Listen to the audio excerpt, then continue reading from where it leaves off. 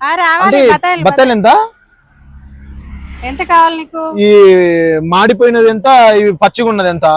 మాడిపోయినవా? ఈ చిన్నకాయలు ఉన్నాయి, చిన్నకాయలు ఎంత, ఈ పెద్దకాయలు ఎంత?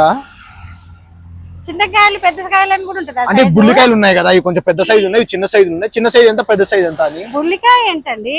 అంటే మీకు అర్థం కావట్లే. అంటే ఇది పెద్ద సైజు, ఇది చిన్న సైజు, ఇది ఎంత, ఇది ఎంత, అన్ని ఒకటే రేటా? అన్ని ఒకటే రేటు. ఆ సైజులు మారాయి కదా అని. సైజులు మారడం ఏంటి? అంటే పెద్ద సైజు చిన్న సైజు అంటున్నా. అయ్యో రామ, పెద్ద సైజు ఏందండి? ఓకే అండి, ఇది కూడా మీలాగానే బాగా ఎర్రగా ఉన్నది. నాలాగుందా?